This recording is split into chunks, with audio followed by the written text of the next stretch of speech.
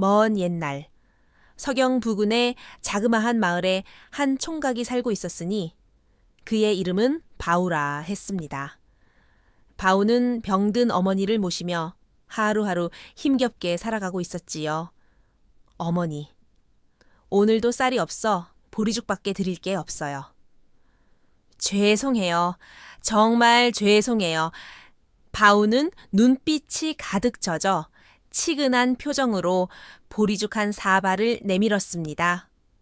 그러자 어머니는 떨리는 목소리로 한숨을 내쉬며 말씀하셨습니다. 얘야, 이제 나도 살 날이 많지 않다. 너라도 잘 먹어야지 않겠느냐. 이렇게 늙은 내가 먹어봤자 무슨 소용이 있겠니. 그러나 바우는 고개를 세차게 저었습니다. 아니에요. 어머니께서 이거라도 드셔야 버티시죠. 전 밖에 나가 일하면 굶지는 않으니까요.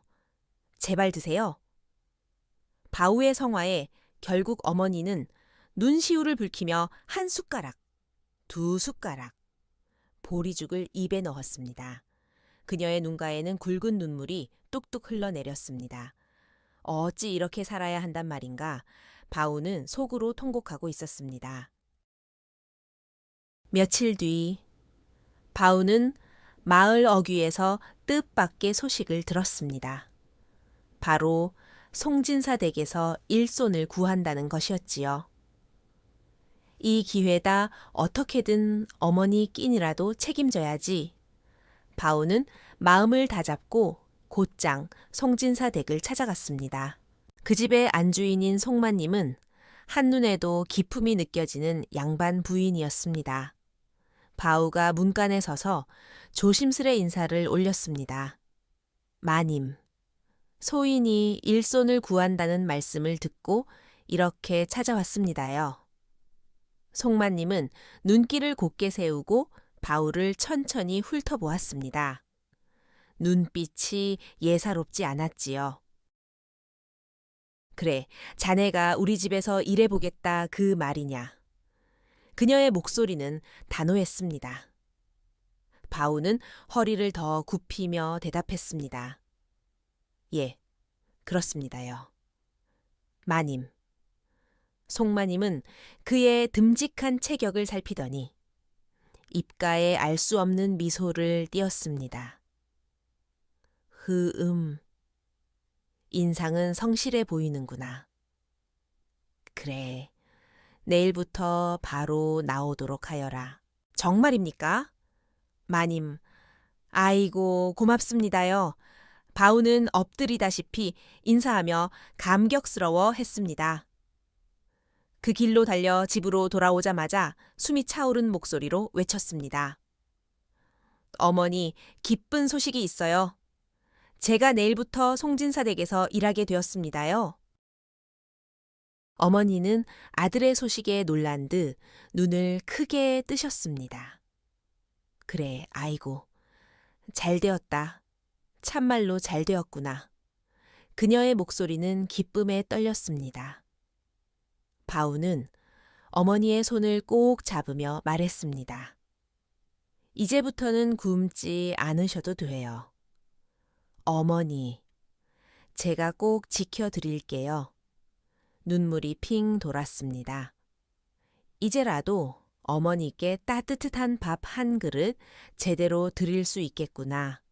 다음 날 바우는 새벽같이 일어나 송진사 댁으로 달려갔습니다.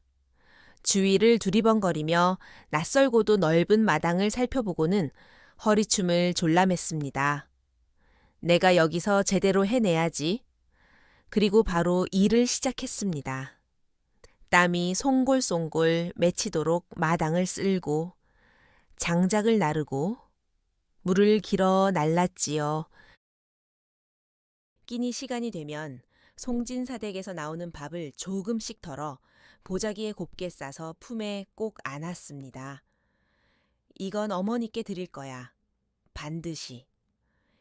일 마치고 어두워진 길을 걸어 집에 돌아오면 그는 늘 조심스럽게 그 보자기를 풀었습니다. 어머니, 이거 좀 드셔보세요. 오늘 얻어온 밥이옵니다. 어머니는 손을 부들부들 떨며 밥을 받아들었습니다. 아이고, 이게 얼마 만에 쌀밥이냐. 눈가가 젖었습니다. 바우도 울컥했습니다. 이 한술이 어머니께 힘이 되어 드릴 수만 있다면 그의 가슴은 뭉클함으로 벅찼습니다. 며칠 뒤 바우는 아침부터 장작을 열심히 패고 있었습니다.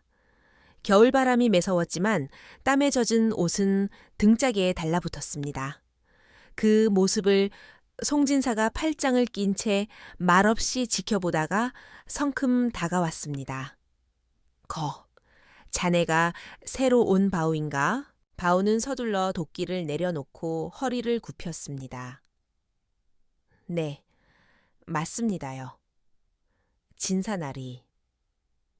송진사는 흠칫 미소를 지으며 고개를 끄덕였습니다.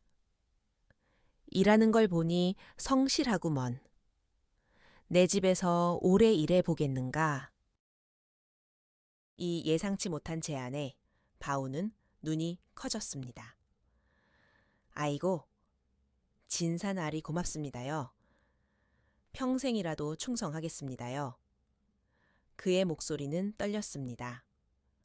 송진사는 만족스러운 듯, 그러나 어딘가 예리한 눈빛으로 바울을 바라보다가 고개를 끄덕였습니다.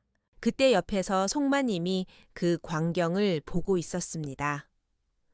그녀는 미묘한 표정으로 송진색에 다가와 낮은 목소리로 말했습니다. 여보, 영감. 그래도 사람은 오래 두고 봐야 아는 것 아니겠소. 한눈에 속다는 금물이잖소. 송진사는 낮은 웃음을 터뜨렸습니다. 허허, 여보, 내가 지금껏 사람을 수백 명도 넘게 다루어 봤네. 이제는 눈만 봐도 알 수 있어. 마님은 잠시 눈을 가늘게 뜨더니 고개를 끄덕였습니다. 그래요. 영감이 그렇다면야. 바우는 그 대화를 듣지는 못했지만 송진사의 신뢰가 주는 무게를 마음 깊이 새겼습니다. 무조건 믿어주시다니 꼭 보답해야 한다. 죽어라 일하자. 바우는 이를 악물었습니다. 그날 밤 그는 돌아가는 길에도 이를 떠올리며 발걸음을 재촉했습니다. 산길을 지나 달빛이 은은히 비치는 강둑을 걸으며 중얼거렸습니다. 어머니, 이제 우리도 사람답게 살아볼 수 있을까요? 반드시 그렇게 만들겠습니다. 그렇게 바우는 새로운 삶의 문을 열고 있었지만 그의 마음 한구석엔 알 수 없는 긴장과 불안도 자리 잡고 있었습니다. 과연 내가 해낼 수 있을까? 어머니께 제대로 된 삶을 드릴 수 있을까? 하지만 이내 고개를 들어 별빛 가득한 밤하늘을 바라보며 속으로 다짐했습니다. 두려워하지 말자. 나는 어머니를 위해서라면 뭐든 할 수 있다. 그리고 바우는 아침이 오기를 기다리며 다시 굳은 결심으로 가슴을 다잡았던 것입니다. 그러던 어느 날이었습니다. 며칠쯤 지나자 바우는 차마 보아서는 안 될 광경을 목격하고 말았지요. 해가 뉘엿뉘엿 기울어 마당이 붉게 물들 무렵 아무도 없을 줄 알았던 별채에서 하인 장치리가 바지를 급히 추스르며 나오는 것이 아니겠습니까? 바우는 걸레를 쥔 손을 멈춘 채 눈을 동그랗게 떴습니다. 뭐지? 왜 저렇게 허둥대는 거야? 그는 의아한 표정으로 장치리의 뒷모습을 바라봤지요. 그런데 아니나 다를까. 잠시 뒤 이번엔 송마님이 머리를 다듬으며 그 별채 문을 살짝 열고 나오는 것이 보였습니다. 바우는 순간 숨이 턱 막혔습니다.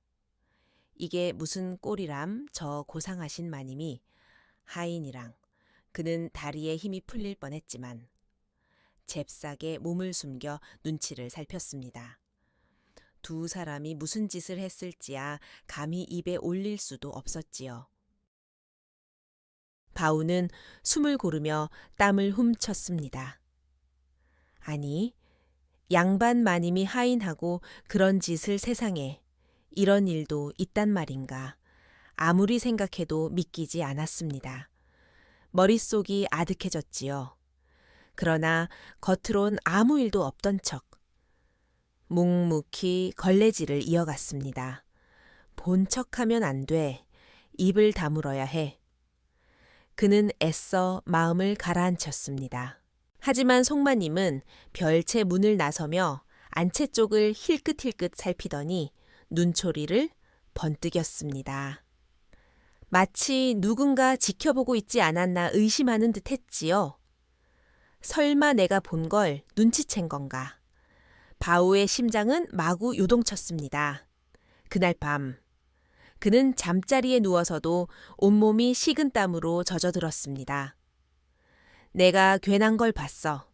제발 마님이 모른 척 해주길. 그 일이 있은 뒤 며칠이 흘렀습니다. 그날도 바우는 평소처럼 해 뜨자마자 마당을 쓸고 있었습니다. 오늘은 별일 없이 지나가길 그렇게 중얼거리며 빗자루질을 하고 있는데 아니 이게 웬일입니까? 마당 한쪽 귀퉁이에 반짝이는 물건이 떨어져 있지 않겠어요. 저게 뭐지? 그는 살금살금 다가가 보았습니다. 손에 집어든 그것은 송마님의 옷가락지였습니다. 햇빛을 받자 번쩍번쩍 은빛으로 빛났습니다. 바우는 한동안 멍하니 그것을 내려다보았습니다. 이 귀한 걸 왜 여기에 떨어뜨렸지? 그때 바우의 머릿속을 스치는 것이 있었습니다. 어머니의 얼굴이 떠오른 것이지요. 병으로 야위어 기침 소리로 밤을 새우던